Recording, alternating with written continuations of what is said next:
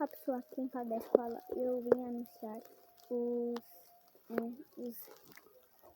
personagens do torneio. Não vai ter todos ao certo, porque eu vou fazer mais batalha, mas hoje vai ter os 4 personagens que eu vou estar fazendo aí no torneio com vocês. Mas deixa aí na descrição como criar uma conta no Discord, por favor, para nós conseguir fazer o rap, por favor.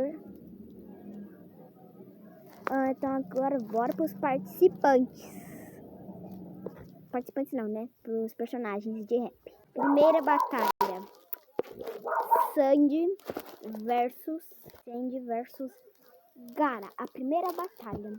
Eu já tenho um participante que quer participar dessa batalha. Aqui, galera, participante que falou que ele quer ir de Sandy. E aí, eu já tinha uma batalha em mente que era, né?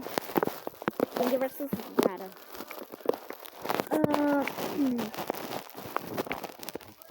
Tá, agora para as outras batalhas que eu tô muito animado, beleza? Agora vai ser. Agora não, né? Na segunda batalha do torneio de lendários. Vai ser Sonic versus Mega Man, beleza? Deixa aí nos comentários qual personagem você vai ser. Depende de vocês. Mas eu acho assim que eu vou ser o Sonic. O Mega... você o Mega Man. Deixa aí embaixo quem vai ser o Sonic.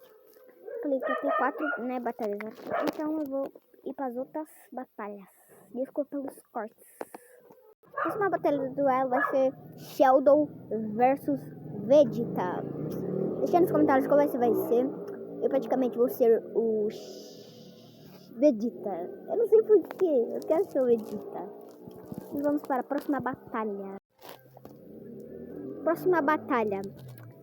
Naruto versus os tambores. Eu não sei como falar isso. Os tambores vai ser Naruto versus Goku. Naruto versus Goku versus Luffy. Deixa aí na descrição não, deixa aí nos comentários qual você vai ser. Obrigado por assistir, foi isso no vídeo. Valeu, falou e fui!